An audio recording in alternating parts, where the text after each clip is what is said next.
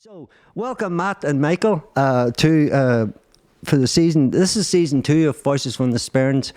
We done the first one, and it was supported by the Department of Communities and Arts Council Northern Ireland. But this one here is supported by a local businessman, Damian Trolan, believe it or not, is behind this one here. So we're looking at doing the next round, I suppose, all about letting the community know what we're doing, and hopefully businesses out there can see that it's a good thing to maybe support following, podcasts as we go on and different people in the community. But I had you two guys marked down on my magic book of dreams. The way I do it, it starts like a wee tree, and then I put all these signs up. I don't know if I learned it in primary school or secondary school, but it's held with me to this day. Okay, and so I was drawing up, and you two gentlemen were on the pack, and it's great to have you here. And I say thanks for taking the time out to come down, because I suppose what I should say is we've been doing these podcasts, Michael and Matt, and there's been a great response.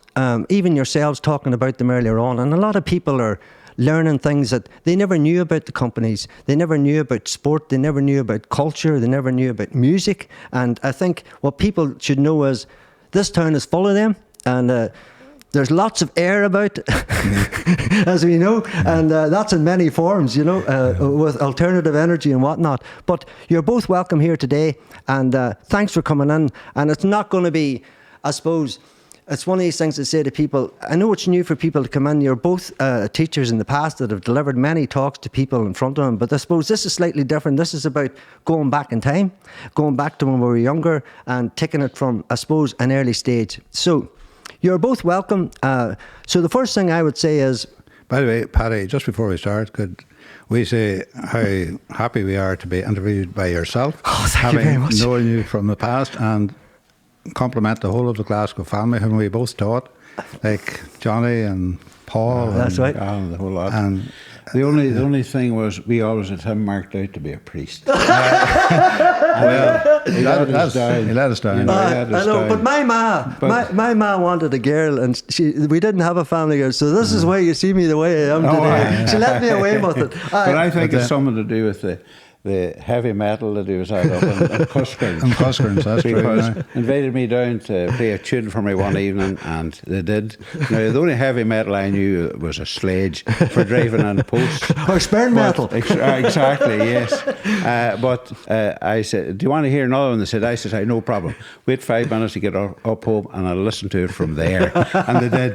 So thank you for that. Oh, thank you, Matt. That was my first band and my first performance. And you know what? It was the weirdest thing ever. We had no PA, and so we thought to ourselves, where would we get a PA? And I didn't really know what a PA was. I knew it was something you talk through, and that people out the front heard. The only PA I would hear at that times was Straw Sports, something coming out, and they were the big, hello, welcome here today. You know them big Omni one. There only was one screen. You know them type of ones. Yeah. And so I thought we got together, and John Cuscairn was there, and Martin Kelly and Aidan, and Fergal Donnelly was our mate then too, and we were sitting thinking, where could we get a PA?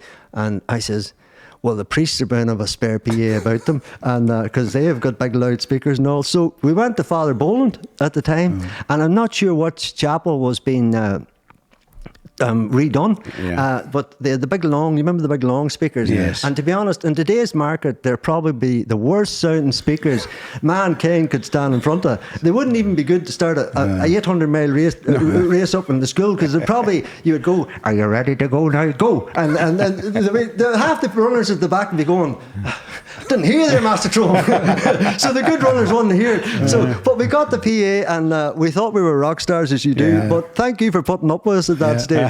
And that sort of brings me into that was your homeland, Desert. So I suppose there's two brothers here, and feel free at any time to tell a wee yarn or come in. So I suppose for people out there that wouldn't know you, Michael and Matt, so it's Michael and Matt Trolan here, good people. And as I say, if one of you want to introduce all the members of your family and your parents, so that people know a wee bit about yourselves here. So whatever one would like to say. Our dad was Paddy Trolan, white Paddy Trolan, because there was a black Paddy Trolan in Cahor, but our dad was white Paddy Trolan, and he was married to Mary Toner. And you can mention their family then.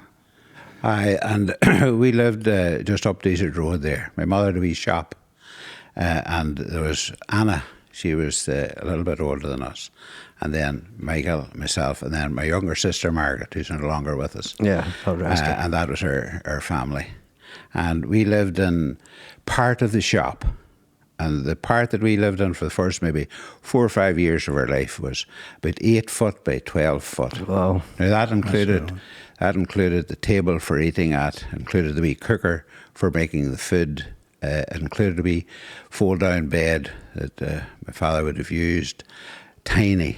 Yeah. But it was a very happy place to be. And so you're saying there you needed to be lean, mean machines to live in that space and be fit and able. But growing up, say... No, we were just happy. Yeah. So we were just happy. Do you know in your home house, Matt, because I remember, there was like a front window, it looked like a shop. Was that in your house part? And no, the wee tiny bit at the right-hand side was where we lived. That's where you lived? lived? The shop was 3/4 of that. Jeez. And would you believe there's an upstairs in that?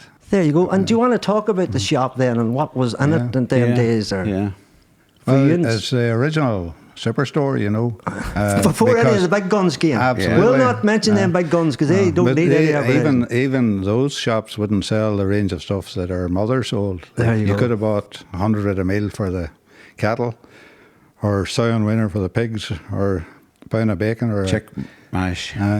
Knitting needles, didn't matter. And was there like the old shops, was there like a tick, you could go on and, you sort of... I don't mean a kick, I don't mean a kick, I mean a tick, not that type of tick here, I mean, the bulb ticks, like Paddy comes in and gets half a pound of meal, he never pays that boy. Of course. Was there a way of doing that? My mother, she was a very capable lady anyway. Yeah. And I remember the time that she was waked after she died, she was waked in Mick's house, just across the road from it. And somebody came out and they'd been chatting about her and they said, "Your mother's a very intelligent lady." I says, "She was." And he says, "What did she do?" I says, "She managed an out-of-town shopping complex." Where was this? Oh, where was this? And I says, "That's it across the road there, this and it's still there. little place is still there. And so that was across the road. And was that something like, I suppose, locality and people, because you're near Lisson there and you're near Cookstown, would have been people come down from them areas to the shop? Mainly from Lisson. And the shop, as Mike was saying, she sold everything. Stuff for spraying the spuds, for example. There was oil, there was bread, there was all the groceries that people needed.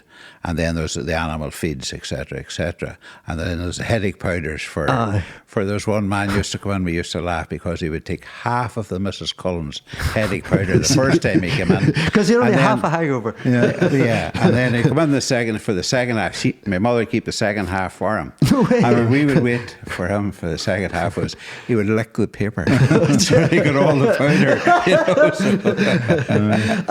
did that happen a lot? People had nothing, really, and you were talking about buying on tick there, and maybe that wouldn't be settled, and we still remember, nobody would know who it was anyway, but Harry Wee Apples, who got a few apples, but I don't think coughed up the money for them. So Harry had the apples, but he hadn't the money to pay for them. Right. But as well as that, there was more to it, and that little area that we lived in, there was many a time there was hardly room to get in there because my mother was somebody in there attending to them. Yeah. So I said, everybody had a boil on the back of their neck at that time.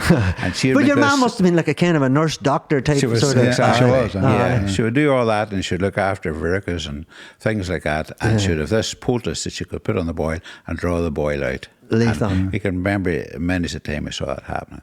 She'd fill the forms for the local farmers, etc. Sounded like a very intelligent lady. Oh, she was.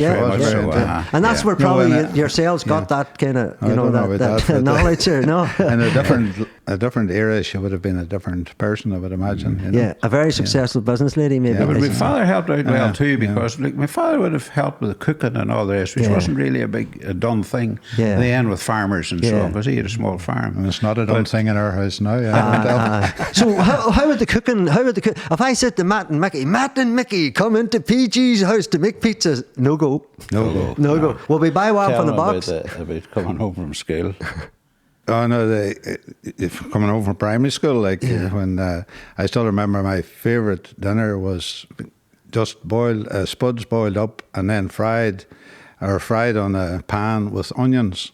And I remember going round collecting for a parish draw, and Mrs. Higgerty's up the road, and got to open the door, and there was that smell just met me, and it brought me back to You forgot to sell the my tickets. favourite dinner. I haven't told the wife yet that that's my favourite because she's big into cooking, and that wouldn't be her standard. But then of its time, you hear the old days, just get the spuds, the onions, and mash them up, and away you went. Was it 100%. simpler food, Well, healthier it was food? because there would have been bacon. Aye. And there would have been eggs because my we mother had would have had hens. hens. Aye.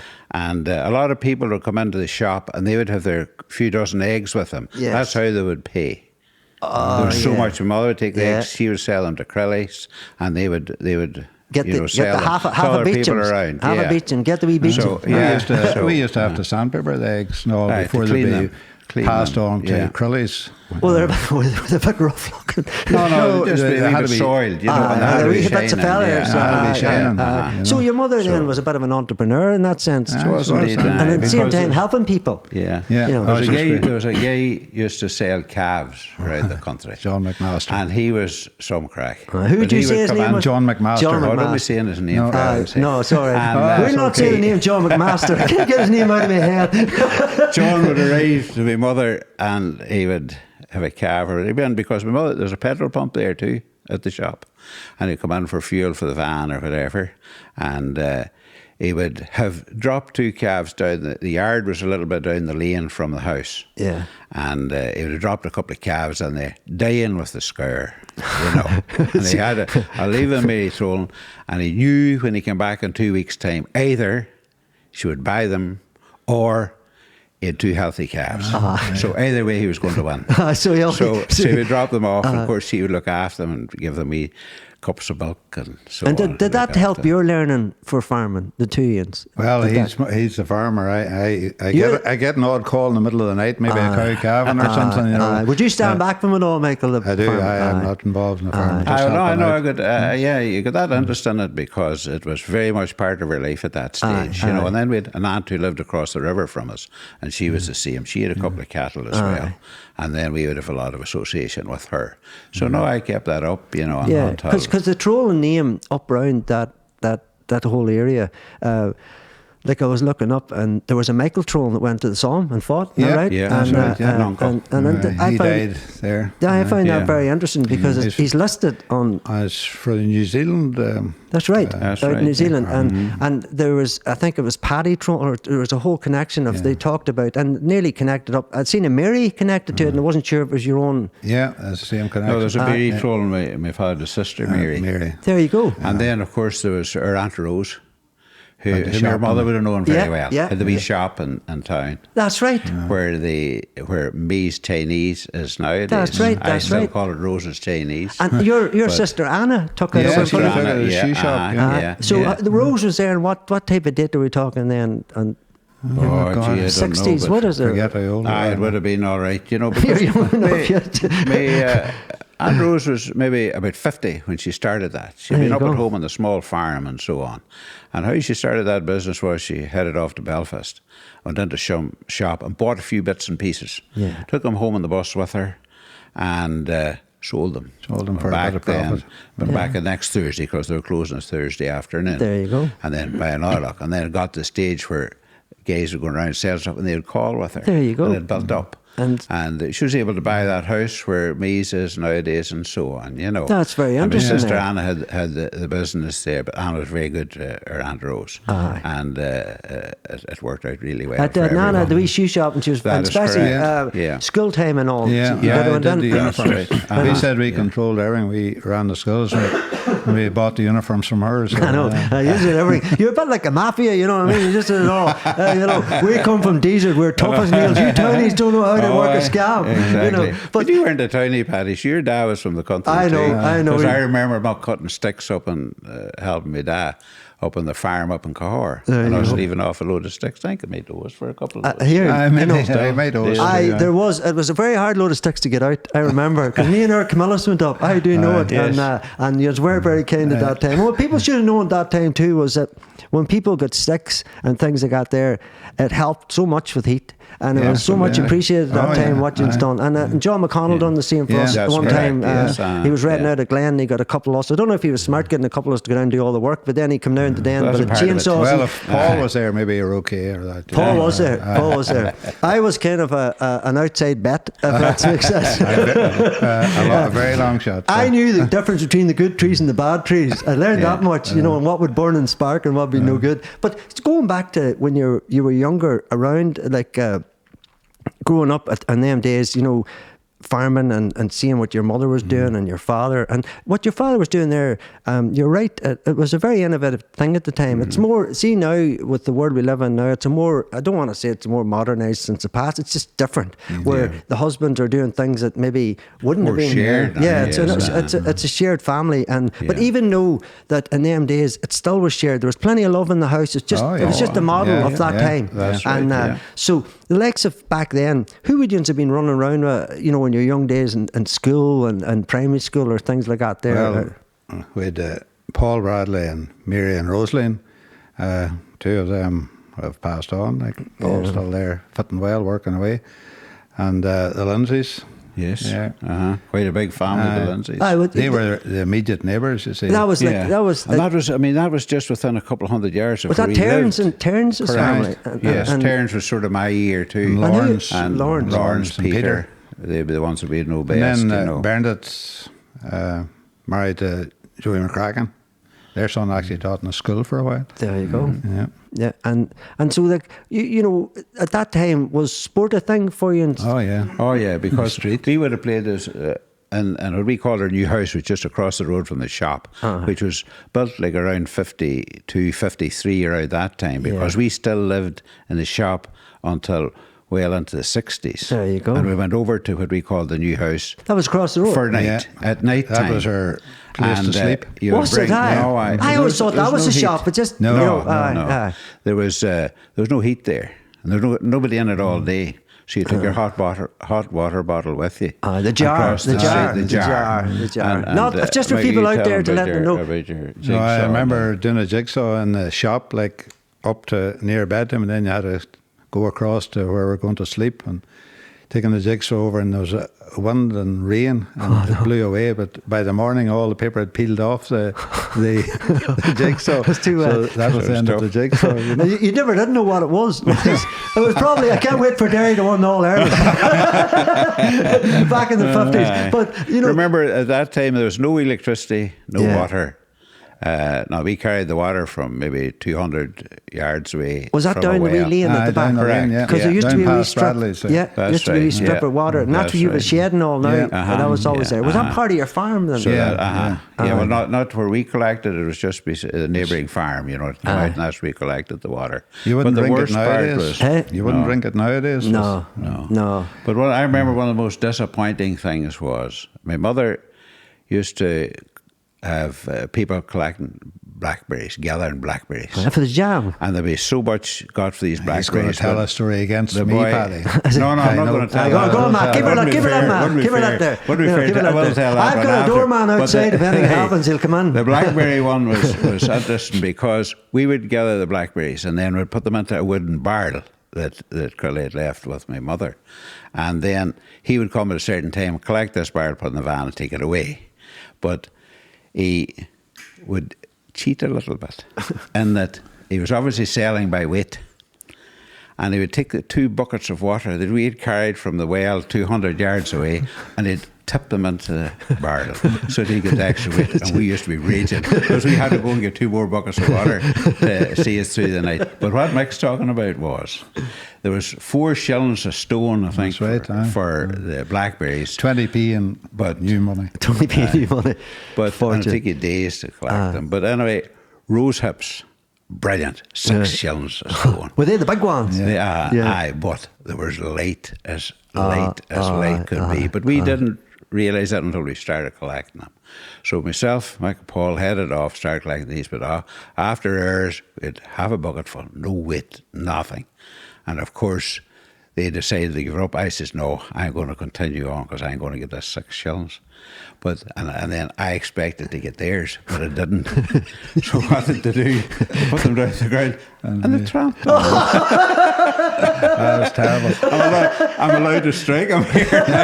No, it's all right. No, I tell you what, treat this like a confessional box.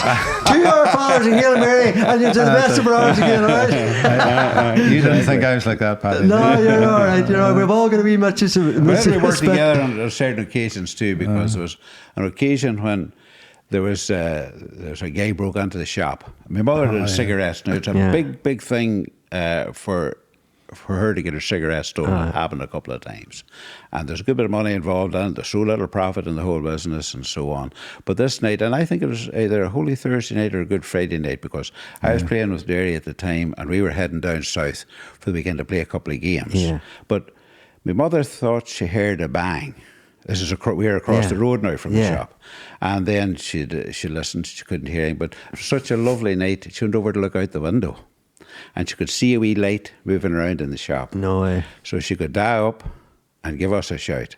So my dad headed across first, and he trod on the top of the petrol thing and made a rattle, and the boy made a run for it. Mike was coming next. He had a wee stick. No, you had a stick now, you. No, I had something better than Matt had a gun. Don't tell anybody. He had a stick. So he tried to trip him. The stick went to smithereens, but I was coming next. I had a brush. So I gave the boy a good whack with the brush, but the brush went to smithereens, and the boy over the wire and way across the field, and the two of us after. Well, he didn't know I was playing for Derry, so he was fairly fit.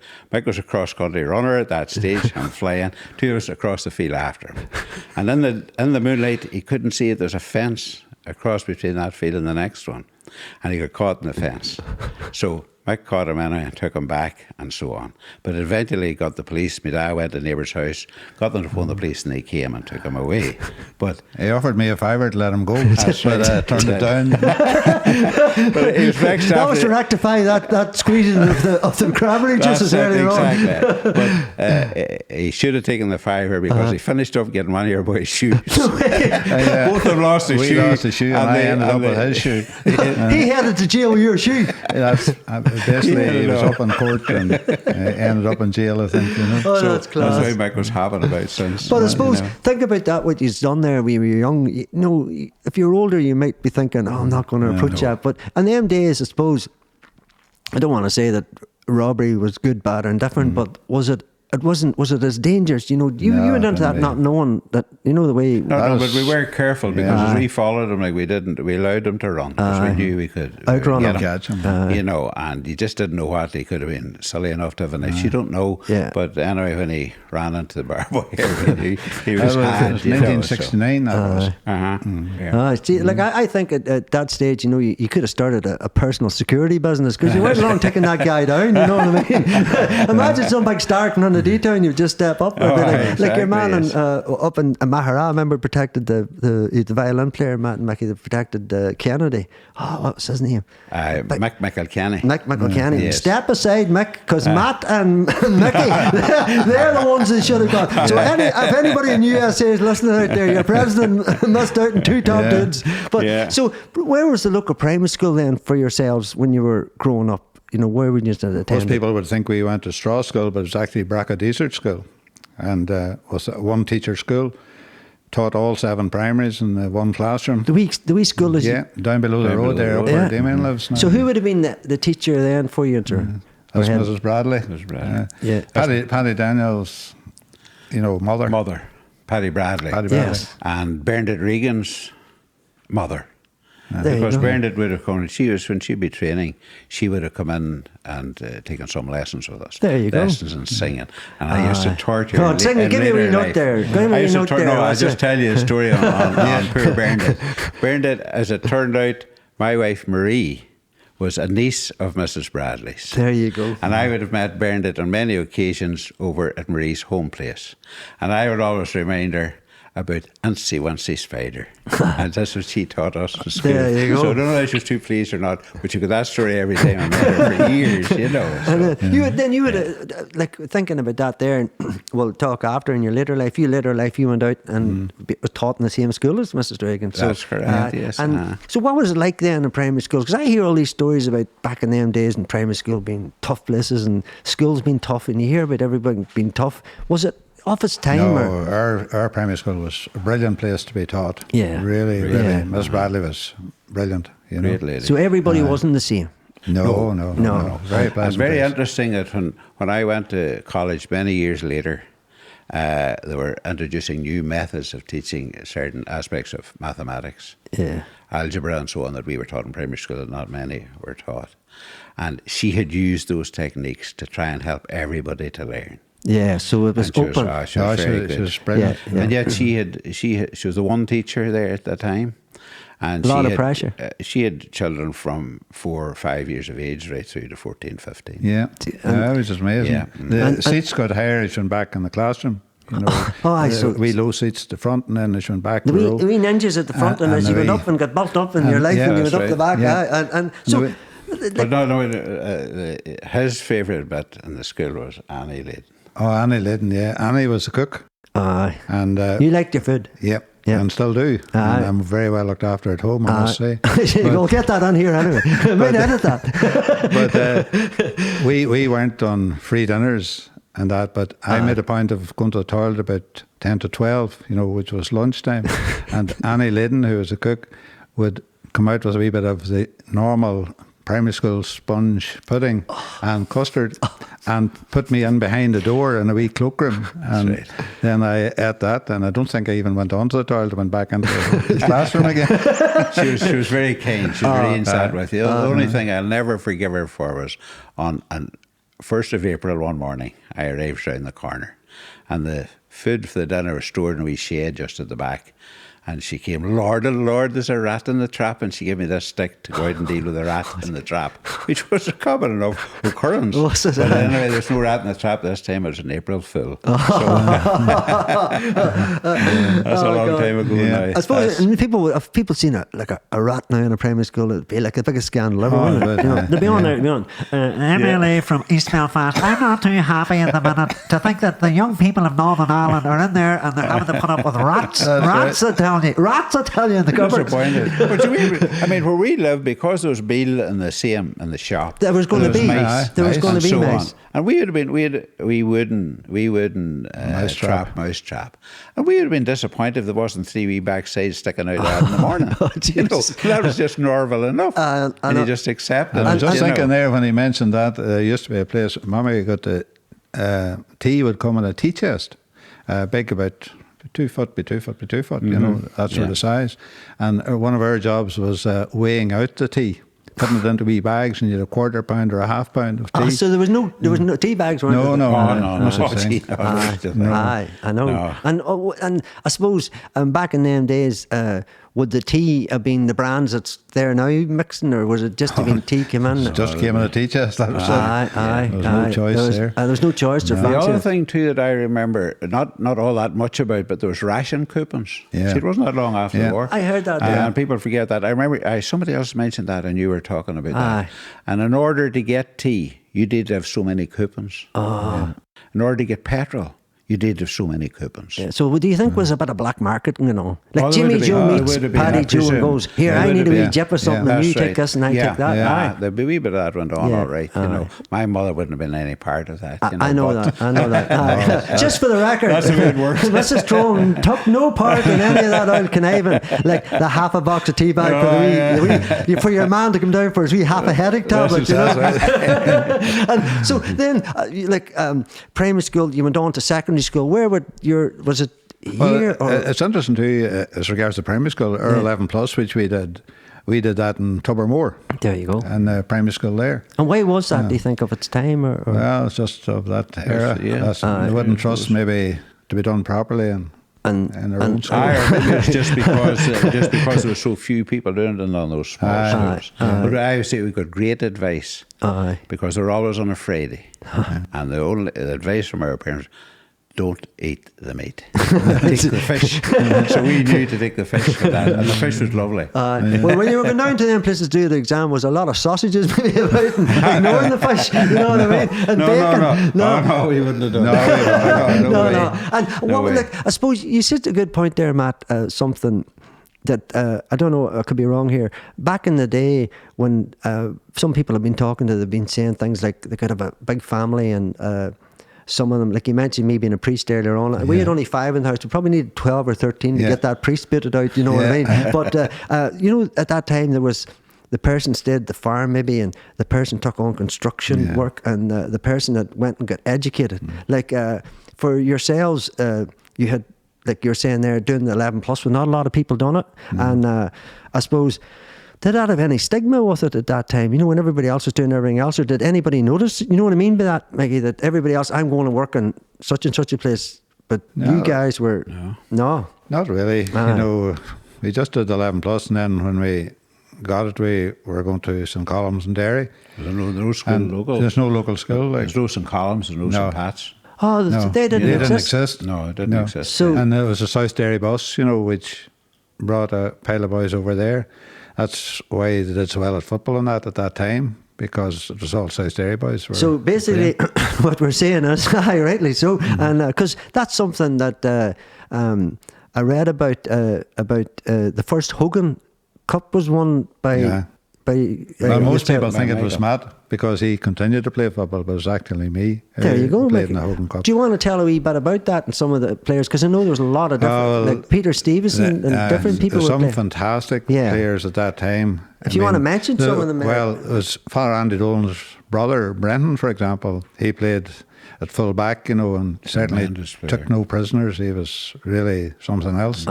And Mickey P. Kelly from the town played left back. There you go. Then you had Malachy McAfee, like major player. And Jerry O'Loughlin? No, Jerry was your thing. No. And Colin P. Mullen, who since passed away. An interesting story was Colin P. He was at Maynooth actually, and Brendan Dolan died in a car accident, and he was coming to his wake, and he had a crash, as a head-on crash with a bus.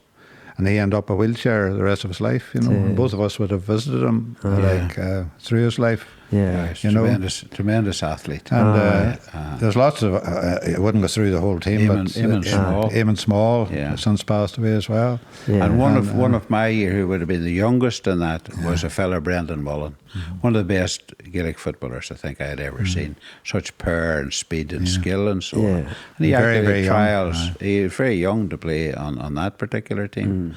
And he had trials with Fulham, I think. He played for Fulham. There, in fact, his last match for Fulham, he scored twice. There you go. Playing for Fulham, but then he had a big knee injury or something, and that ended his career. And see, like I was reading that actual Hogan Cup, it sort of opened up the way for, you know. They should have mentioned maybe one from Derry City who played Tony O'Doherty, and while he was playing for us in Columns, he was also representing Northern Ireland.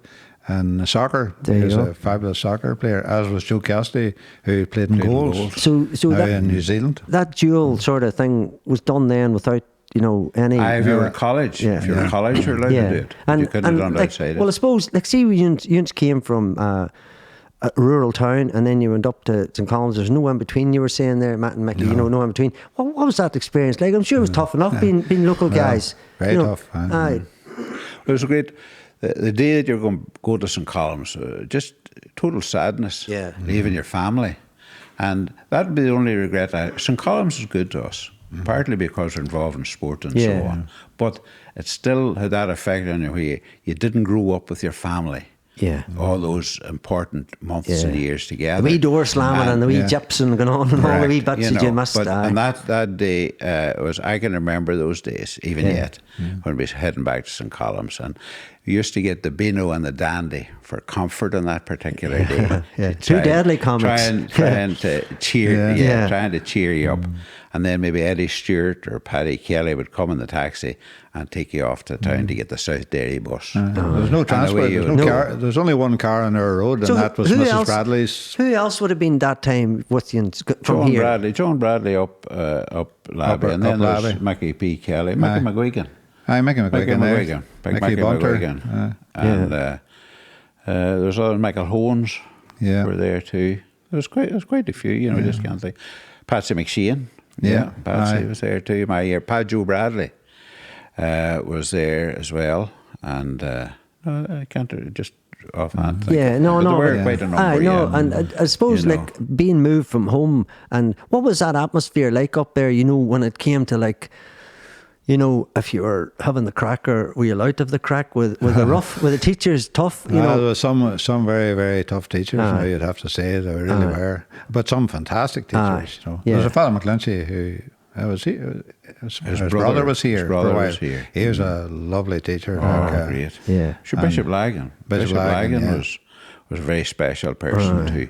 Then we were lucky, and I say we were involved in sport because there was Father McCullen who took the sport, and he was a tough guy, but he was very respectful of everybody at the same time. Did you have an advantage, Matt, being a good sports people like you were? Not really, because I remember one occasion in the study at night, there was a father. What do you call Father? Name's got it in my head now, but there was a priest in charge of the run at that particular time, and Mickey was sitting beside us.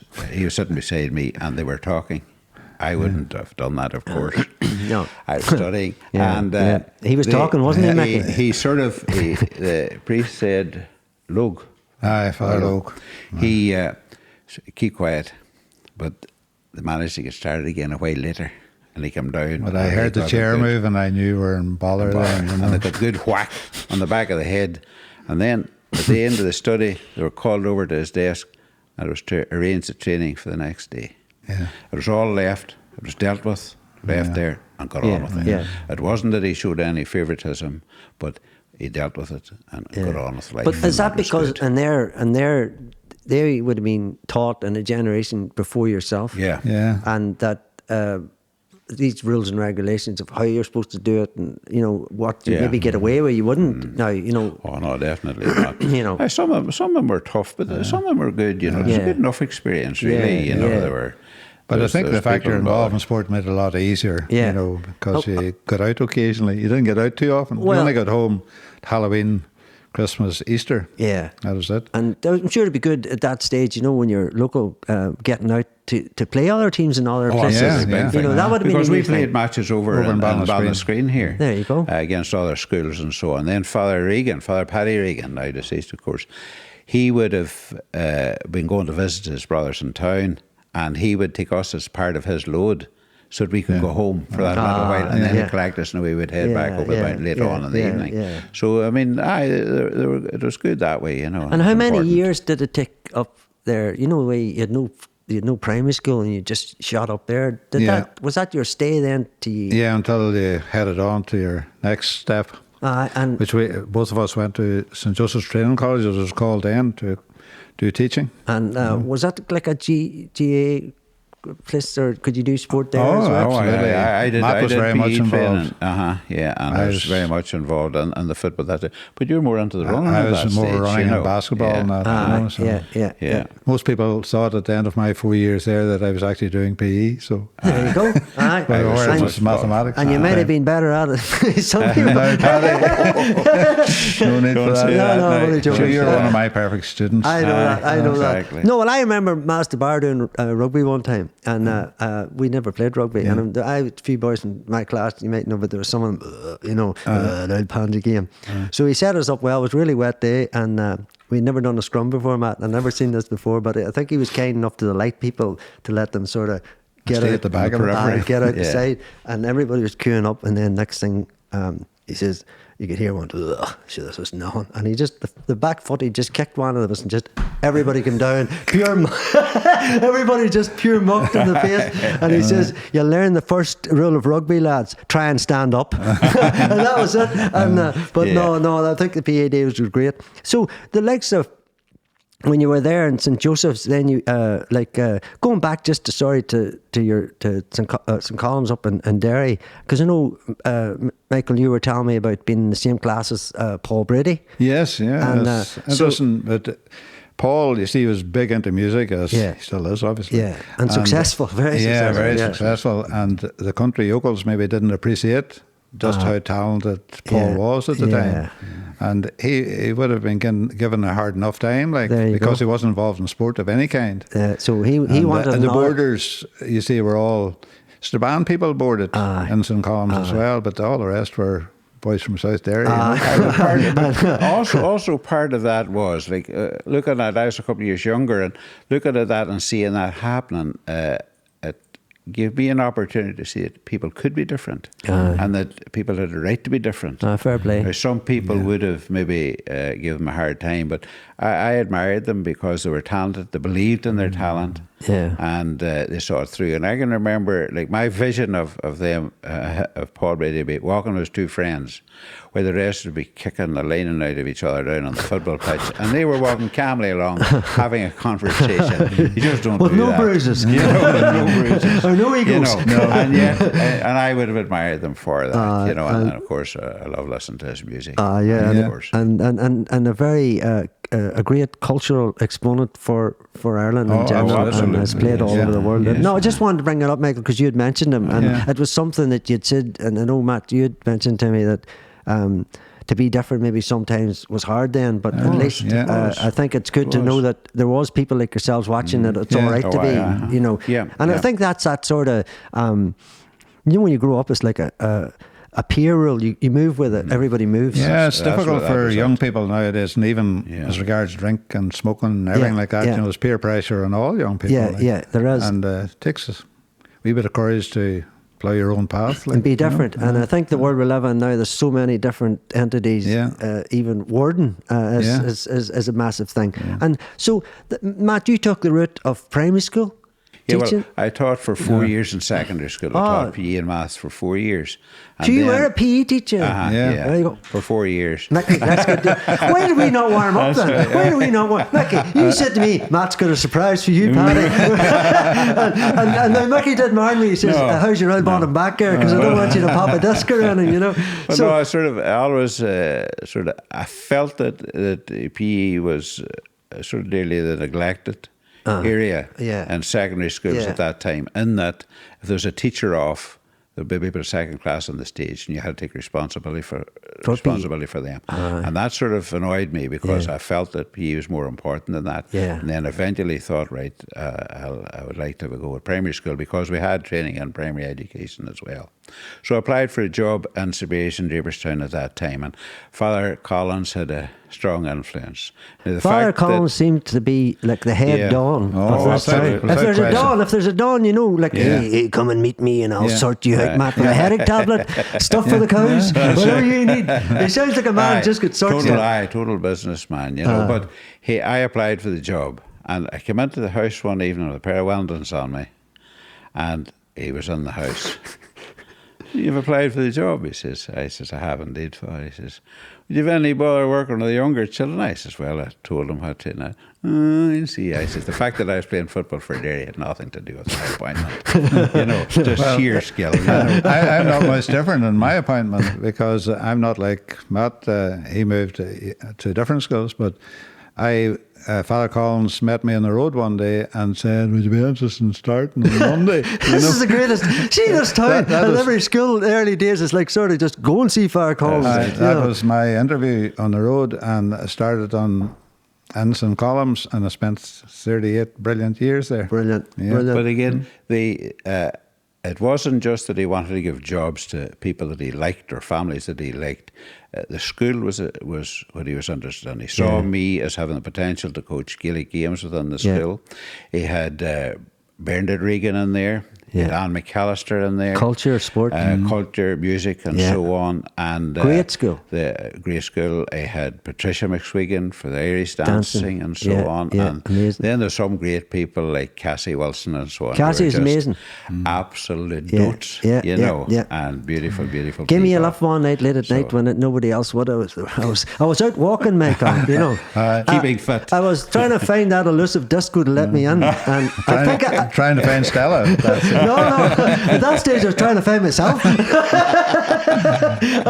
But she was a beautiful lady, and she gave me a wee lift. And but I suppose, Matt, and that there, what you said there is that's what it takes, you know, to like at that time. Do you remember school around the corner and all that was happening? Like amazing thing. Like I was talking to Anne McAllister about that. People wouldn't like Michael. You mentioned earlier on about.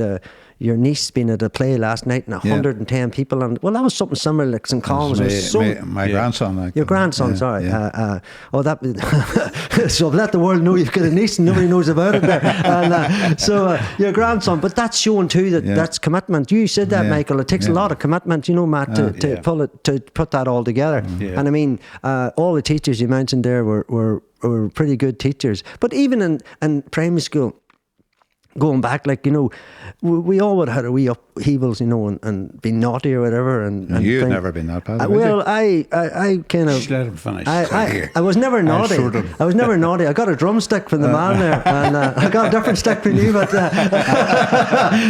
only wee tap. I know it was. It made me what I am today. You should see the big scar down there. That's why I grew my hair. I was like a Dr. Billy one time. He was doing this to me, and I thought I was going to go home like a monk. The only time I didn't wear a hurling helmet, I got split. I lent it to somebody, and I had the wee miraculous medal on it. My ma had on, and by the time he had finished, I thought he had 20 stitches, and he said, just you count them, and I kept this, you know, all the time. And I went home with 2 stitches, but I thought I was going home like a monk, you know. But back then, I suppose, I mean, going to yourself, Michael, I remember one time going to you and you saying to me, put your hands in the radiator, I'm fed up with us coming to people interrupt my class. Yeah. So in them days, I suppose, it was of its time, right? Yeah. And people, it's different now, you know, and it didn't do me any harm, it didn't do, but I suppose there's people out there think, oh, well, it shouldn't happen to me, it shouldn't happen. But at the end of the day, I was supposed in situations at times where I would have took the rap for things, and one of them people, if you said it was me, then I would take that rap rather than grass somebody up beside me. No, but the reality is, you know, it was a bad time, like, and, you know, it was great to get past all that. And my problem is because very often everybody was sent to me. I'm saying that. Then I'd sit them at the back of the room. Aye. Maybe, but they were there for no reason half the time, you know. You said to me, go and warm your hands at the radiator, go down to Miss, I'm not going to say show who. them nice and red when you're back onto the I never felt as good, Matt. I had a nice wee warm radiator. It was a cold day, but I think it got to the stage where it nearly like for I remember going to you, Michael, and you saying, "Enough's enough. I'm fed up with this because I want to teach." And you know, so I think you were the one that actually stopped it all. Do you know what I mean? Well, as much as being the one that they sent people to, which I think was wrong. I think the other teachers should have manned up, and you know, I may be wrong. But no, I think that really there should have been no position for that in school. I remember Marie saying to me, "There's no such a thing as a bad child, just a child with bad experiences." And I think that was the case for whatever reason, maybe bullying, maybe. Not things at home, well, Matt. Sometimes drinking at home, all these things, maybe. Those things had effect on them.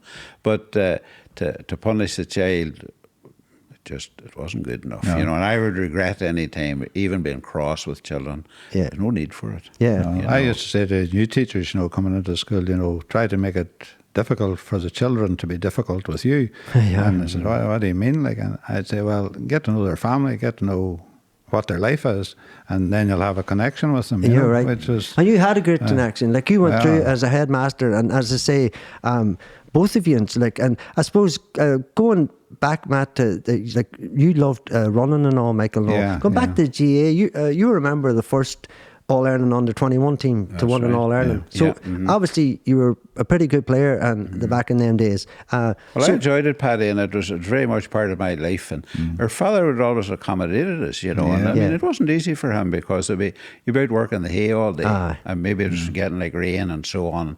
And the other friend, no, you're not going to no football this evening. But our father, no, where you go, you're made to go.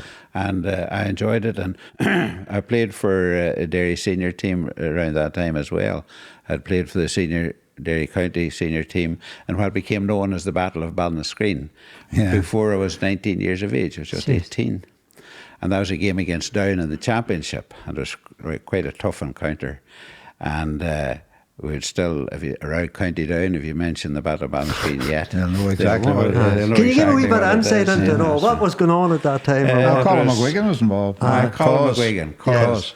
I was invited to a function from one of the players of the Down team at that stage, who was college along with me, Colin McIllarney, probably one of the best Gaelic footballers ever was. Wow. And he was at your 70th birthday party as well. There you are. But Colin was called Arkle. And Arkle being the great racehorse because of his stride and so on, you know.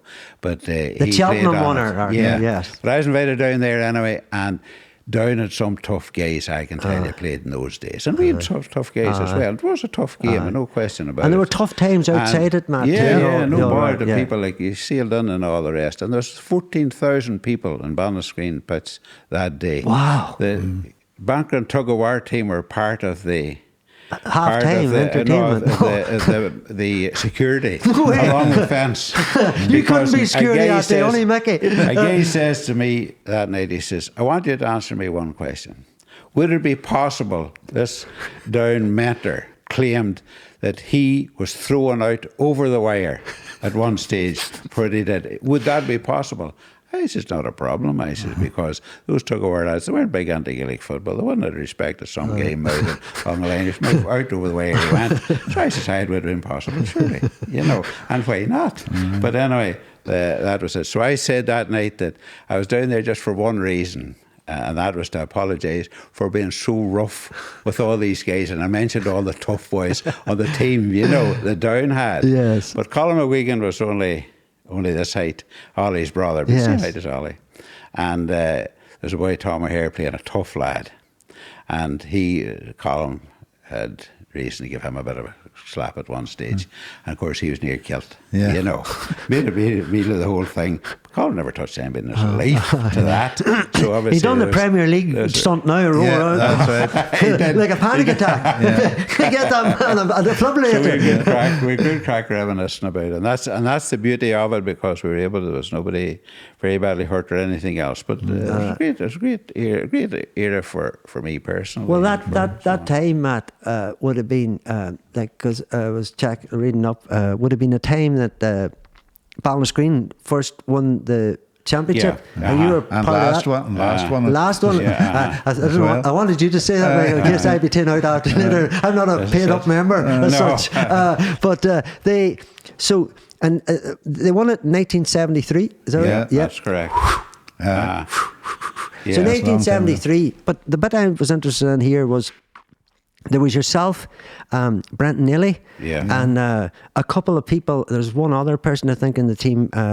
Colin McGuigan was managing the team, and at the same time he was managing Draperstown Celtic. That's correct. And so, what was that sort of for you guys to be playing both at sports? Did you play? You played a bit of. I retired very young, Paddy. You were too good. I was too good. Too good looking, too young, too good. He had done it all. There's a book out about it. You should read it, Matt. He did retire, and my mother said he came into the house and he dropped the boots down on the ground, and he says, "They fought with the opposition, they fought with the referee, and they fought among other." He says, "And I'm not going back." So then I took up the mantle. You took it over, Matt. And so, but at that time, won in the championship, right, in 1973, and Ballinascreen, would they have been a club? When was it founded? The whole. Well, it was going a long, long time, but they were always knocking on the door too. But there's some great teams. I had tremendous teams that time, and we beat them in the final, and we did expect to win, but they weren't. And that was just a few weeks before my father passed away. So that was a difficult time for me personally. But I must say that the members of that team were great encouragement to me and great support. Brilliant. And they were a great team. Tommy McKenna, Paddy McNally in goals and so on, Frank Kelly and Gene Kelly. Lenny Kelly. Lenny, very talented. That's player. The one, the soccer too, when he plays soccer, and a lot of good players, and Gene Kelly, of course, are very, very strong, very, very good. And Brian Grugan, class act. And then you had boys in the periphery of that team too, like maybe a wee bit older Colin Murray and all those guys, John McGlowan and so on. Mickey McGlowan. There you go. Mickey McGlowan, super athlete, very, very fast and not long past either. And a good mind for Gaelic and strategy. And so, great. And so, do you know the way, like looking back then? And Mickey played the soccer as well. There you go. Because I saw Kenny Shields at his funeral that day. Because he had played with them and against them. There you go. And Kenny Shields is on now managing the Northern Ireland ladies. That's correct. He was up at Mickey's funeral. There you go. And I saw Eamon McGuigan over chatting to him. Eamon McGuigan played in that team. There you go. And I saw him over chatting to him, and I was shouting over, "But you're going to try and get on the girls' team now." You know, Well, you never know. He's never too late for that there, man. You know, who knows? Like, the world we live in now, it's all right. You have that choice. You can't have a BL team any longer. It just has to be a team. You know, shot putting was a one thing now. It's out for everyone now. It's, you know, there's so much. Right. And, but at that time, I suppose, you know, when you won it once, do you not think like we could do it the year after? It was just could have done it a few times. Could have done it. I could have done it, but again, it's see, like all the guys they're all working very hard. They're all working building sites and farming, etc., etc. And there was a big demand on them. You know, people had to work then, Matt. Oh yeah, of course. There's a few lads like myself who were at college and so on wouldn't have had that sort of pressure on them. Yet I would have been played better football after a couple of months working on the farm at home. Aye. Digging drains and things like that give you that power and the strength. I seen it at sports day at Michael up in Holmes, like a certain boy in my class, not name him, but when it came to the long distance running, he was like Forrest Gump. So all the townies that were doing all the training and all thought they were cool. He was just, you know, because he says, it's just the dude running up the mountain to get the sheep paddy. So there you go. True, so you know, so you're going up in the muck and the rain, you know. Apart from the one sheep shepherd in this area here who saw this walking race in Coleraine. So he said, no bother, I walk the mountain every day, I have no bother. So off he went, here all these boys, and these wee short steps, he took a big long steps, he just disappeared. You know, but I suppose that's, and that's, but people, I suppose you'd seen it, Michael and Matt, at primary school, where that sort of country style living and the work that them young guys had to do, you could tell, like, you know, I know now it's all about stats and build and figure and all that there. And I actually was talking to a gentleman one time, it says, you know, that he wouldn't have got to where he was today because he felt he was too late, but yet he got to the top, if that makes sense. Do you know what I mean? Yeah, but some people have real talent and you can't buy talent, you can't make it, you know. Yeah, and it's always in you. And like, and so years ago, but the other thing too, like, I mean, we would have been working in the hay during the day in the summertime and the games would be on. We were up in Cahor and we would have headed across the fields up past what we call Ballinascreen, the top of Tonner Road there. Down through those fields. You used to drive a big Ford tractor. That's right, Across the river, back up the other side up to the house, and then get the boots and jump on the bicycle, maybe way to the town to get to a game. You know, and you had your 5 or 6 mile run done before you started. I remember just in that day, Pat Turner, our cousin, who now lives in Canada, but Pat and Jimmy D. Kelly had been in Dublin but rode home on the bikes and discovered there was a match on in Glen and got the bits and hopped on the bikes and away to Glen to play a match. Because there was no buses then. No.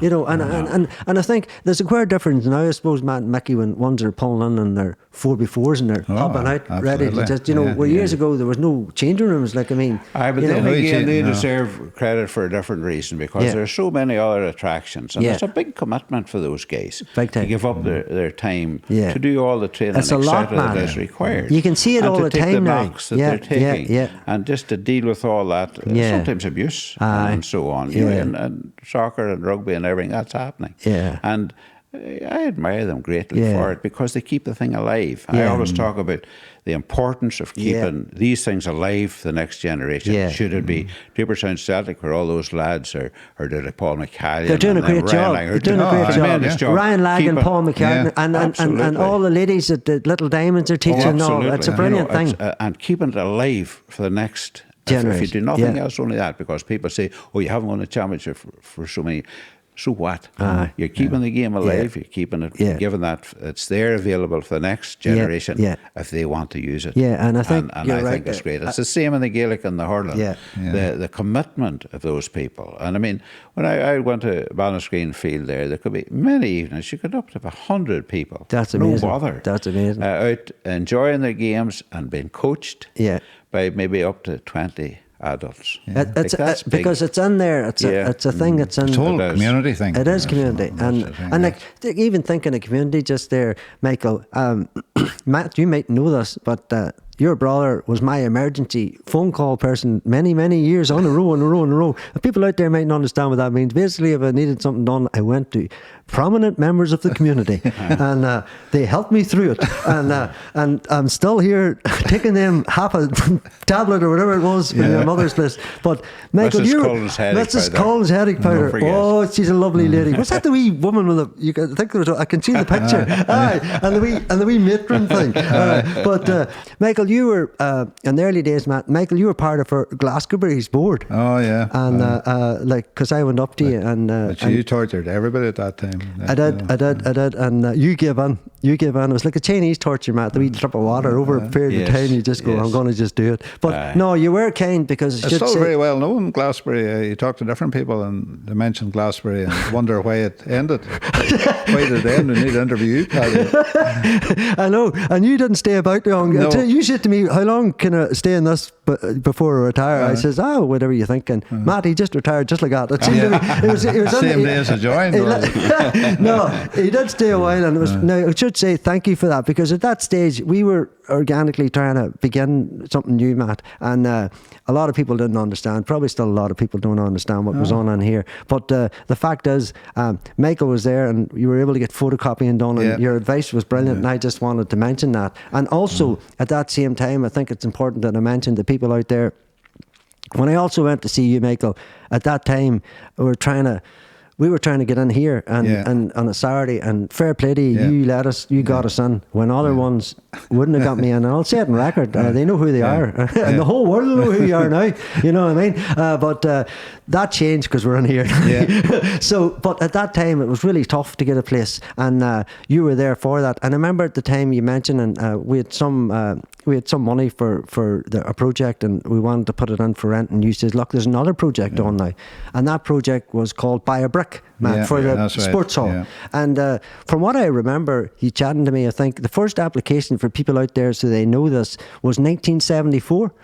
Is that right? Yeah, it would have been, I think, but then it just disappeared, and it was through Patsy McShane really that the whole thing then was resurrected again. Yeah, you know. And you were part of that committee. Do you want to talk to the people out there, just for other communities to know that when they come into Draperstown, they think, oh, they've got this, Matt, and they've got that, and they need to know that these things don't just happen overnight. You know. But I saw Lawrence's podcast where he actually mentioned the fact that we were hard done by on that there when the ground was given to the council to build a sports hall, which they didn't build, and then they were looking rent for it when it was built, you know, and it was a big issue, and there's a serious amount of money had to be raised for that, you know. Yeah.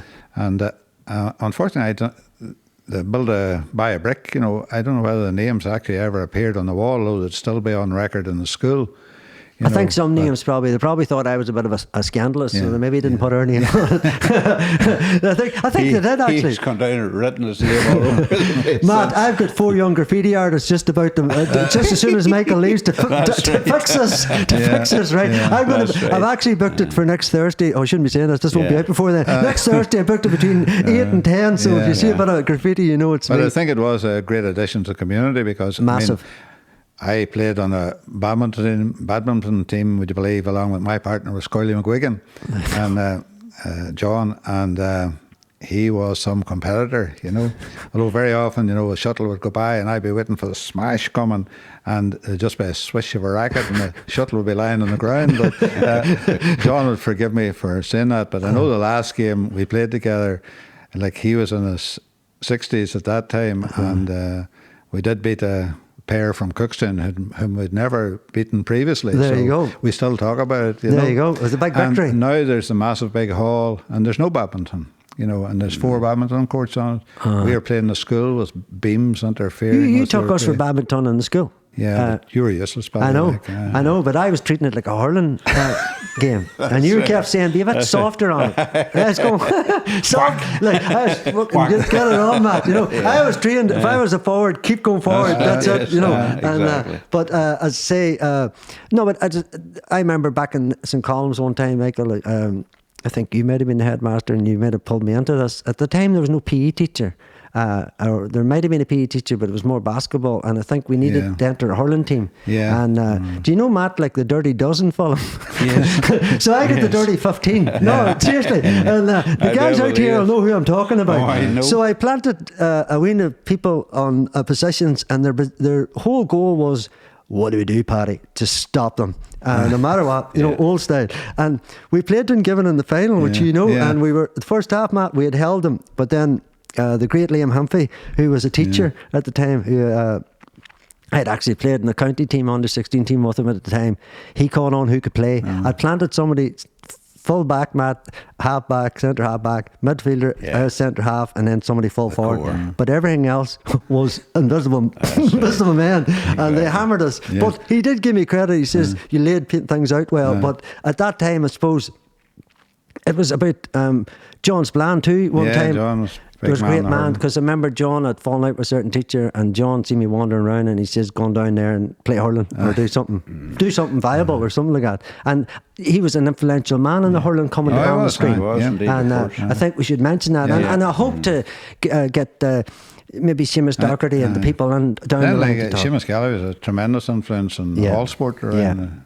Seamus, we had a senior basketball team for years, played locally and played actually an Ulster league as well. And won it. But you mentioned Humphrey there. I would say he's one of the few men sent off in a basketball game, and was for actually kicking me. It was hard to figure out why, but that's why he was sent off. So now you know now that a way I can play badminton. I was taught by that man all the skills of the day. Exactly, I learned one thing when I was listening to him in the background was avoid the hurl if you can at times, But that was a great experience for us, and I think that and John Splan was a great man for that there. If you seen like yourself, you were good at something, he betrayed you to get into it. So there was a wee story years ago that happened to yourselves when you were younger about a bushfire. Does anybody want to talk about this bushfire? I don't mean a bushfire as in Australia here. We're not in Australia, right? No. So you're talking about one bushes, right?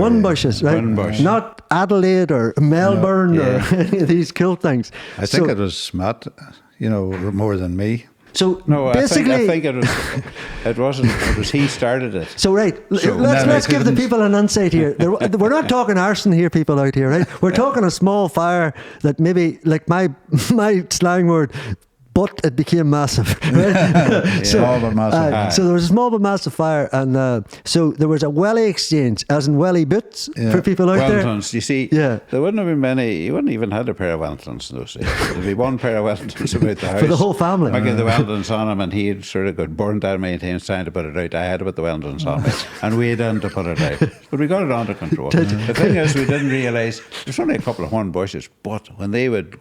Anybody that seen a one bush got up a fire, cracking, and you thought it was going up to the sky, it would have and such a noise off it, But it would die down in seconds. If we had but you could light fires in them days legally. You can't do that now, can't you? Well, that wasn't totally legal, but we had matches. But for people out there, you were redding away a bush. There was a bush needed to be redded away. For you people listening out there, this wasn't arson here we're talking about. These are two respectable gentlemen. Help the grass grow and keep the environment right. Keep the environment right. So, and I'm just going into schools then, because I remember you went to Straw, Matt, and you introduced Straw Sports. An amazing thing.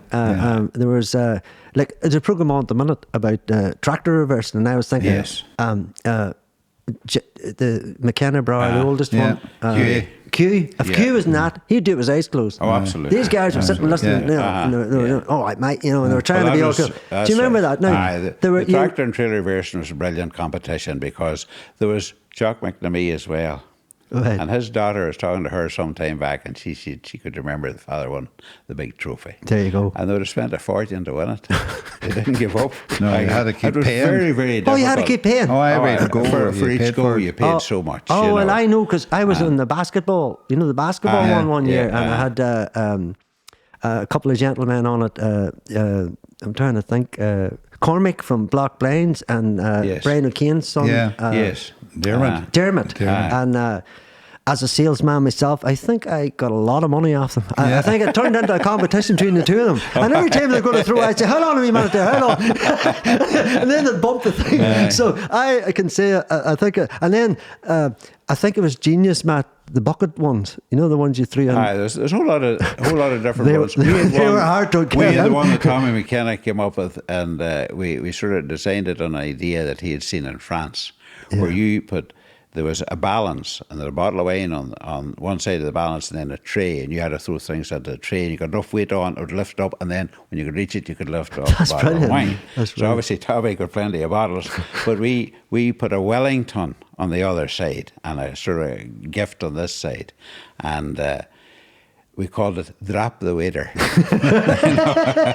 the idea was to get the waiter to go down to make the prize come up. So it's good fun. Joe Brunton was one of the greatest helpers that I had ever had, and that. But everybody helped. Is there anybody else you want to mention, Matt? In them early days? Every single parent, John Costello, and all of those guys. They're just they put so much effort. Convils and so Frank Conville, and just so everybody. If you start mentioning, I suppose what people need to know out there. Listening, I talk a lot of organising, Matt, because I know about organising stuff, and you know, there was a lot of different sections. We had a good team because Fidelma was great at those things too, and she just worked so hard at everything. You know, Frank Kelly put a lot of time into that as well. You know, so. And Wooly Hannah provided the tractor. Like the tractor got a lot of abuse in that competition, you know, with the independent brakes, as you would know, swinging around, etc., etc. There's a lot of boys, come on by there. There was a lot of boys loving the, you know, come on, girls, look at me there. There was boys, I think, up doing that, Matt, looking a wife. Have you anybody that did get a wife out of reversing it? I think, the only thing they were looking for was the trophy, because there was pride in their skill there. If they're good tractor men, they believed in it was a brilliant thing, and I thought I'd bring it up just because it was a great initiative. And you know what I noticed about it? It was a bit like the Fesh. You know, you wanted to go to the Fesh. You know, when the Fesh was going great, times, and the old days. Get your hand stamped on the way in. Amazing. And there was, you know, the way there was art competitions in the bottom rooms. I got third actually in an art competition one time. There you go. But I think there might have only been 3 in it. I was going to suggest that. There had to be. Well, I got first in singing, there was 20 in it. So, well, I heard there was 20, but only 10. 5 turned up, 4 turned up. But no, I loved it. And that was great Anne McAllister put me into it. And like yourselves, and you, Michael, putting you forward. And I should say that the both of you believe in people. And that's something I want to bring up, because no matter what, back in the days, no matter what went on, we were living through a time. Yeah, it was hard enough. And like anything else, what people need to know about any teacher out there is they have a young family too, they have a life to lead too, and they're trying to do their best. And that's I wanted to put that on record. And I think that going back, it was great times, because I'll tell you what I think sport done for me and music was it sidetracked you, as you've often said, Michael, way back in the days in class and all. Don't be messing around, lads. Go home and do your thing and be, you know. And you said the same, Matt. And I think it's good advice, because I think in a town that where we lived, I hear so many things about one road in and one road out, but that road's a gold road now. It was, you know. One of the greatest things about teaching was the fact that you got to meet and work with all these people. And to come in there this evening and to find Gemma Bradley sitting there teaching, it just lifted us so much, because she's such a lovely person and very talented. Yes. And of course, there's so many others. I mean, Eleanor Lawless, for example. There you are. Who's in casualty now. Amazing. And, you know, and I taught Orla Shenaway. There you are. Orla Hearn. Yeah, you are. Yeah. So many of them, you know. And Carla Hearn, who's in the designing end of the films and so on. That's right. For costumes and so on. A great achievement in their own right. Great talent to get there, you know. Along with all, there's so many more, and I see so many young men that have set up businesses and so on, college businesses and so on. Yeah, because you both guys, you said it, Michael, and the columns. You know, if someone said to you, "Look, I'm going to be a brickie," you were saying, "Then be a brickie, lad. Be a brickie and be a good one." You know what I mean? And you always said be decent and kind and all that. And I'd mention one boy here, worth mentioning, Gregory McCormick. Gregory, very, very successful businessman, as you know. There you are. And I was involved in charities, and my wife was involved more. Kathleen was more involved in them in South Africa, and I went occasionally as well. But he was a great contributor to Did you the want to fund. talk about that trip to South Africa and what it was about? Well, I mean, Kathleen had gone for several years, and then she missed me so much while she was there. She wanted me to go too. That's she a knew joke, you by were the way. burning the spuds and onions. No, I was dining out, and it was Brian O'Kane or somebody. See that, Matt? Did you invite Matt? No. No, I wouldn't let him eat all the grub on it. But no, it was a wonderful experience. Like Yeah. it really was. We had maybe 300 or 400 people there. It's only for a week, 7 days thing, but you really worked around the clock and maybe built 14 or 15 classrooms. Amazing. And Amazing.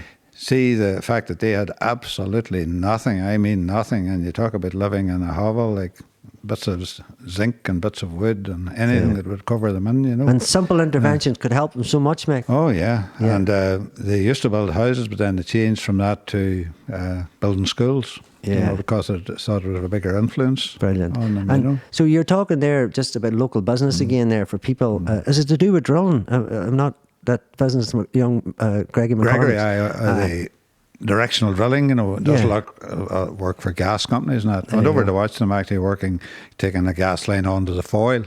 But the only reason I mention them is sometimes, you talk about past pupils, you're afraid to meet them, but Gregory was a torture. Were you afraid to meet me? You weren't scared? You were scared to meet me? Absolutely petrified by it. I was petrified too. But I'm pretty relaxed now, It doesn't look like it, but inside I've got this sort of thing going, I guess. But Gregory is a wonderful character altogether, and it was no angel at school, and he would enjoy me saying that. I must tell him to watch this. And Gregory, about 4 or 5 months ago, was it? Yeah. He rang me one evening. I was just done from work. I'm still working, by the way. Yeah, we'll get to that. Don't worry. We're going to talk about that. The phone rings and Gregory McCormick says, "What are you at?" And I says, "I'm taking my dinner here." He says, "Well, I'll give you 10 minutes to finish it. The helicopter's dropping into the field behind the house. We're ready to step in." I said, "That's brilliant.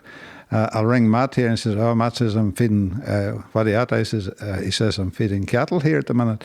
I says, "Well, you have a chance to get a trip in a helicopter here." And he says, "Oh, I'll be there. Give me 5 minutes." And sure enough, the helicopter dropped in. You can tell them. Yeah. And who was the in the pilot field behind, then? and then it was Marty. Marty, the brother, was the pilot. No way. Yeah. And off we went.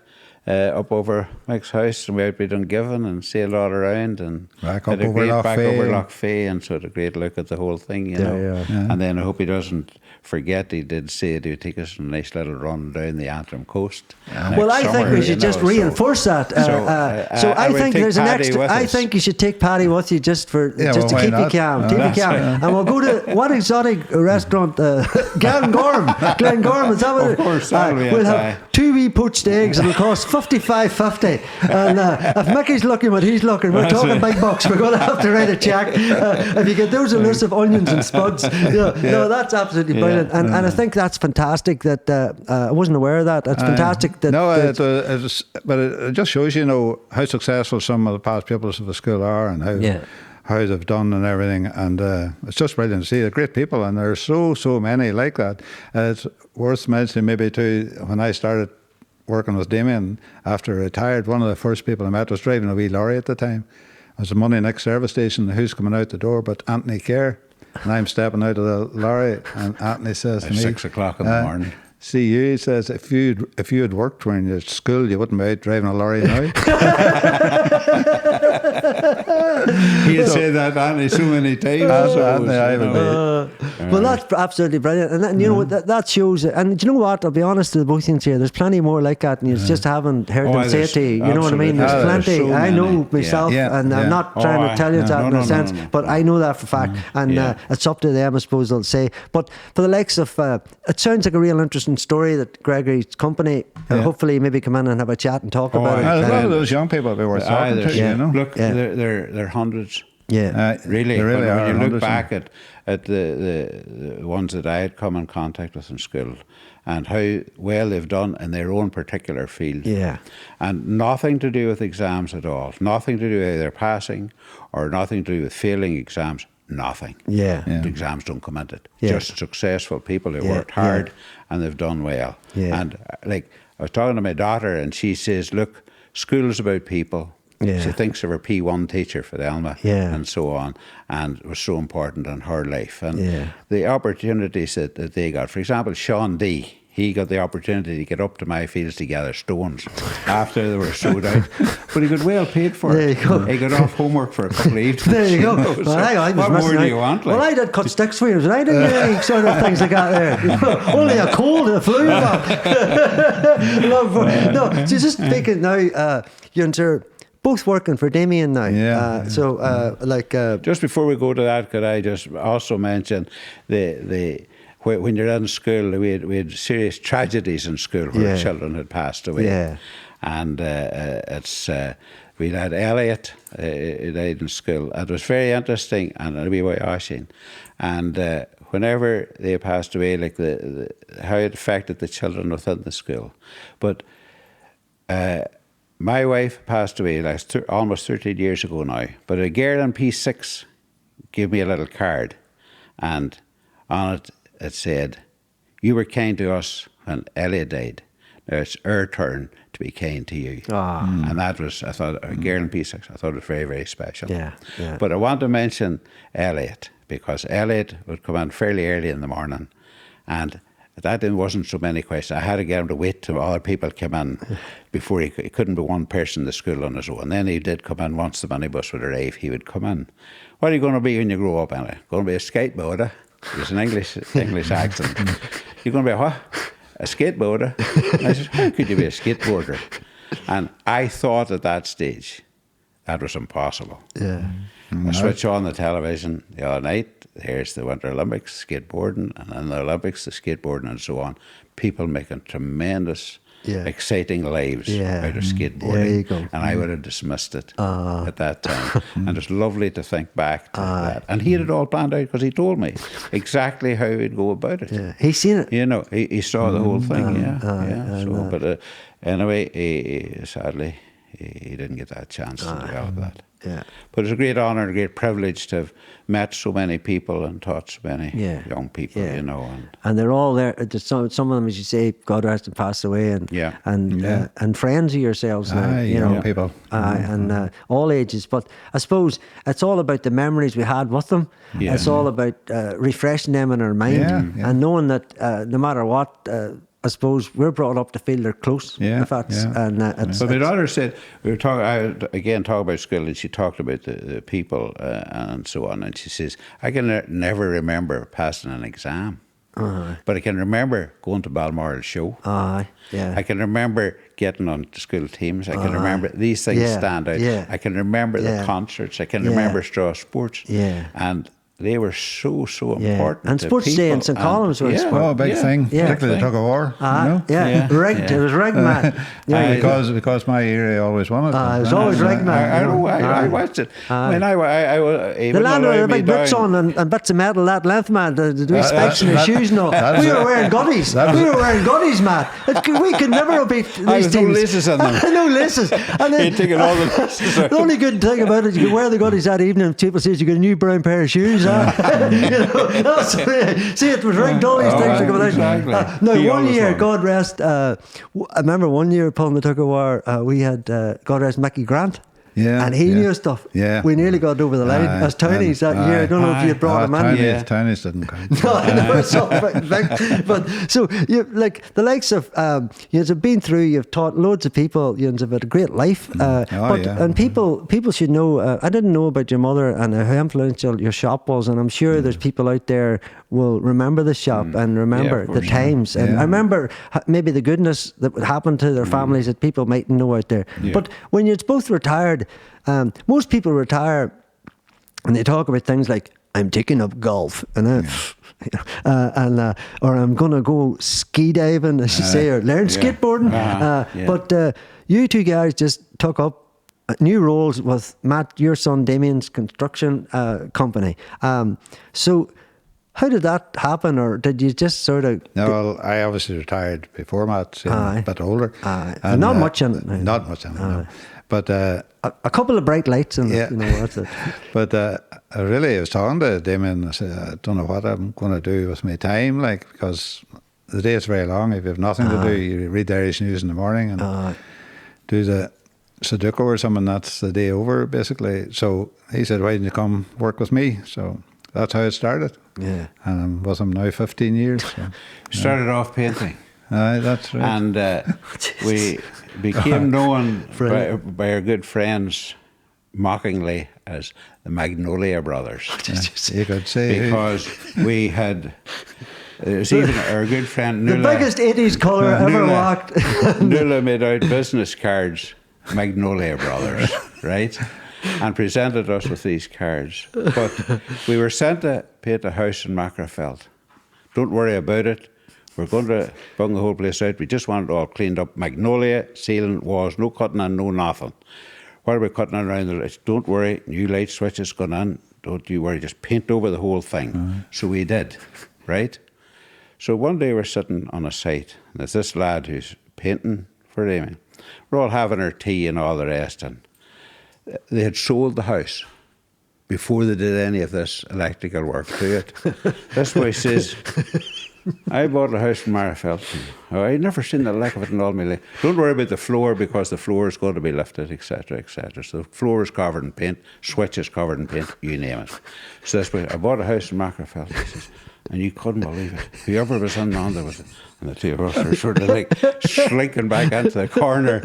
And then we had to tell him, of course, that we were the ones who did the painting, so it was some crack. Yeah. And so, what are your roles now, like in the whole? Well, I've shifted my role recently. Yeah. Damien owns a company there, Drainmaster. Yes. You know, I hope you employ in here if they have any problems with their sewerage systems or anything. Sewerage systems out there. That's it. What do we call them? Dynamite. No. Drain master. Drain master. You see what I've done there? Yeah. Nothing to do with bombs, people. Yeah. So, No. drain master, if you have any blockages, and other than that, there, take plenty of I fibre. do That's that, the other blockages, just in case the people get confused out there. It's not just blockages. You know, they do all sorts of camera work on sites for For- drainage systems and Yeah. everything like that. That- Investigative work. And Yeah. so on. So and you're- you meet some tremendous people. Yeah. I met someone there. I don't know whether I mentioned to you just Thursday. I think there.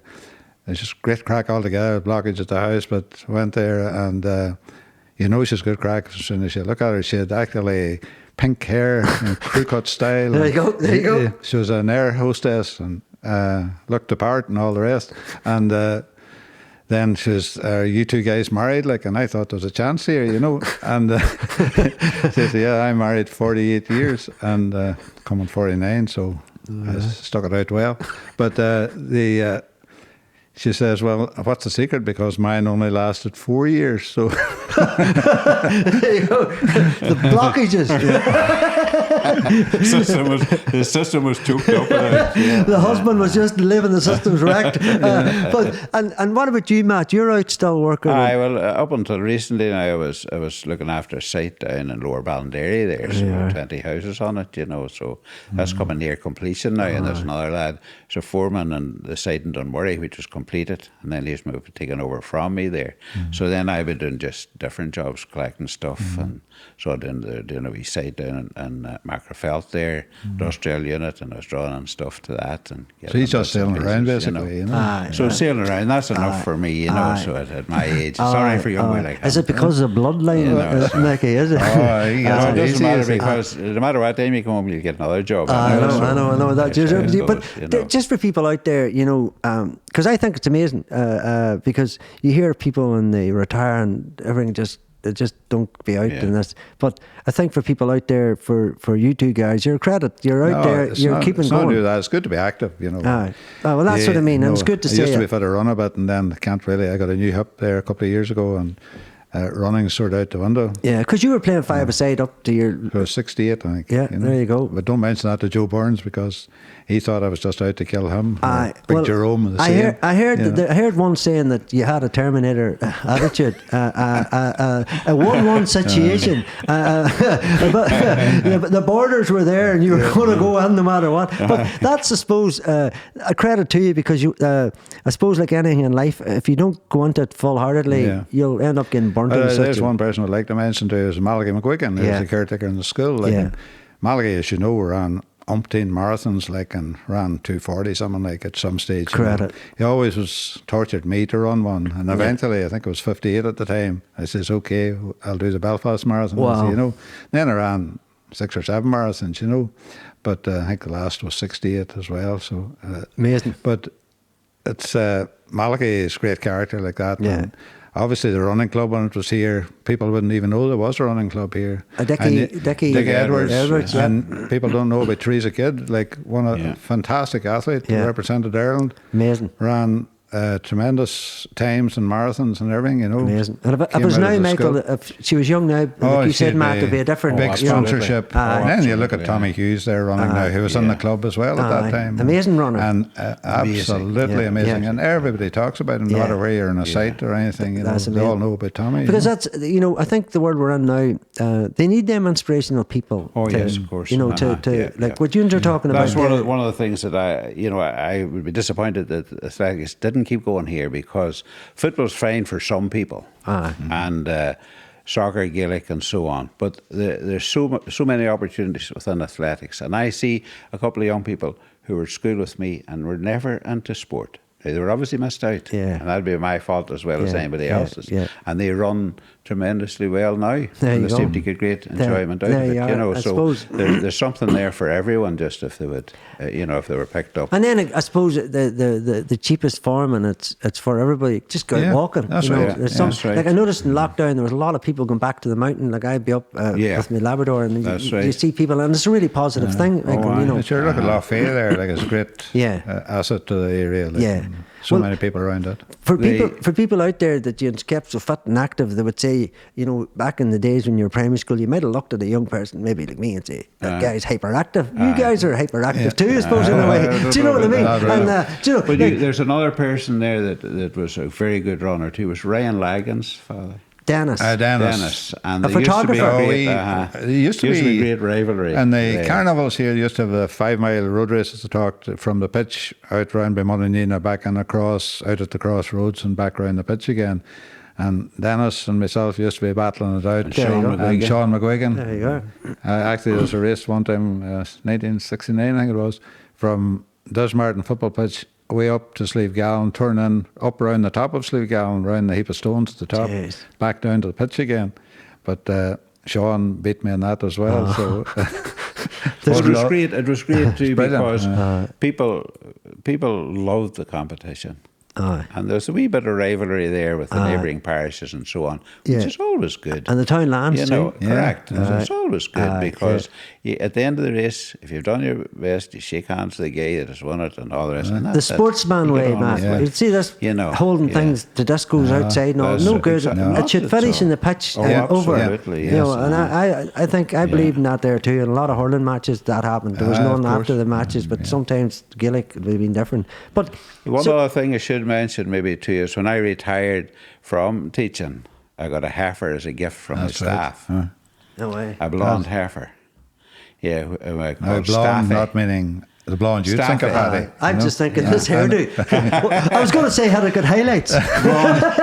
Blonde Blackwood, and a lovely animal. And one of the teachers, Anne Barton, had done a nice painting of this cow. And I was presented with a heifer. I was presented with it at the evening meal, because he says, look, I don't want no fuss, don't want anything big, just wee token, I'd love a token. Yeah. And he gave me, and I thought it was beautiful. And then she says, now, do you want to see what it really looks like? I couldn't believe it, and I had the heifer. I had her for a number of years, and then she got to the stage where she wasn't of any more calves, so she was gone. But you've got a line now with it. You've got No, it hasn't continued, because I sold off all the cows 2 years ago, and then I just buy in stores now and feed them up. But it was a nice thing and an unusual thing too. It's a one-off. They thought about it. They thought about it. It was like the crystal clocks with all Ireland winners and St. Gallen's. Didn't expect me and Hugh McKenna to be sitting among them. I'm very surprised. I think somebody must have had a misprint in words there, because he said to me, "What are we doing here?" I said, "I don't know, lad, but sure, we'll go with it, and we'll get the sponge biscuits, and we'll have a cup of glass of orange, and we'll be all right." So, what's the plans for the future for the 2 years? Apart from Damian giving you a raise, in your money, but what is the future? Did you get word of that? Did it happen? Well, he tells you get a percentage raise all the time. So a 50% of nothing still nothing. Nothing. You know, so. Well, you know, thank God it's great too, No, because it's it's people say, how do you find it? I says, just working with bigger wains, harder wains. But the sad thing that we have found is both of us are the same. That there's a number of older guys, and they're still sore about how they're treated in school, and I find that horrendously sad. But is that just sort of holding something that you have to beyond look beyond? Some of them had a hard time, you know. It's just hard to get away from that, and I think it's terribly sad that that was how they felt they were treated and so on. That'd be a sad bit in it. But having said that, some great workers out there, and some of the older guys are brilliant. Joiner there, just exceptional talent. Don't appreciate how capable and how good they are. Yeah, but they're all important, because even talking earlier on the other podcast to the Hernbrowers, listening to you guys, people's important to you. Oh yeah, and I think people in this parish is important to everyone. From whatever field you're working in, or sport or whatever it is. That's right. Education. But you see the guys in the morning heading away in their vans and so on. It's not easy. Going out to sites and so on. We have one guy working with Damian for a long time now, and he was complaining one day he had everything to do, and I was asking him to do more along with it, and what is my job here? I says, and I listed all the things, about 20 different things, and he says, and you're my home help. You get the sandwich and the tea every 2 hours. And a wee book saying, where's Mickey at? So I was complaining about him. They arrived on his site there the other day, and he didn't come immediately to fill my water in my window washer. So I give him a bad time about that. But great people. But you're and asking they work hard. You're asking, what are we going to do now? But Damian said to me, I think it was last year, somebody says, there's another 10 years on you, and then you can come into the office. And are you just going to keep going, to keeping on, or well, I think it's good while you're fit and you're not killed at what you're doing, But it's I promised my darling wife, Kathleen, that at some stage I will retire. You won't look after the daffodils and all that, and the plums being built and all that. She describes me as John the Baptist. She wants the garden done, I go ahead and do it, but she has to come after me and do it properly. It's fixing it. But Michael and Matt, you have been gentlemen. Thanks for coming on the Small But Massive podcast, and you were great, and I hope you enjoyed it. And as I say, I'd like to thank Tierney over here. Yeah. He always be there, the man, and Nathan and Stella in the room. And thank you, everybody. And thanks, I should say thanks to everybody listening, because there's a lot of people I don't know out there listening to the podcast. And I want to take this opportunity to thank them too. And because they're all getting different parts. You have mentioned many names there today, and that's what it's about. Yeah. It's but you can't names. mention them all. No. Sadly, you mentioned some. Other people might have felt left out, but we see them, we know they're there. You're and out there. We get joy out of their success. You're out there, people, and we can't remember everybody. But at the same time, what I want to say is, when you're out with Matt and Mickey, and you have a story from the past, feel free to go up and have a wee chat, because they're good gentlemen. So thank you very much for coming. No problem, Paddy. I promised you fancy wine and juice and all, but obviously that didn't come. You did give us a bun and a cup of tea, so that's fair enough. You know what? I did give you a bun, and usually, because I should say about the buns, they usually never come to me. They always go everywhere else but me. So today we had the buns, and I should say the people out there, I'd be lying if I said I baked them. Yeah, but I might have. We'll leave it with that. That worries us. And Mrs. O'Keehan's cooking class. I remember to do the wee biscuit buns. I remember there was a situation about making, I don't know what we were making one time, scrambled egg, and the stuff was flying. That's all I'll say. That was great times, those cooking. It was more cooking. But nowadays it wouldn't be. No, it was brilliant. I learned scrambled egg and different wee bits and pieces that you would cook, and that maybe nowadays people mightn't think much of, but they were simple food, but they were very effective. So I have to let a certain man go here, because he's cattle to feed, and there's cows a barking, and well, that's what I was telling the bark. I don't know. Yes. And so thank you very much, Matt and Michael, and thanks to Damian for the wee secret stories there. We should put on there. And have a safe journey back, and we'll have it out soon. Thank you, Matt. Give yourselves a round of applause. You're brilliant. Thanks everybody.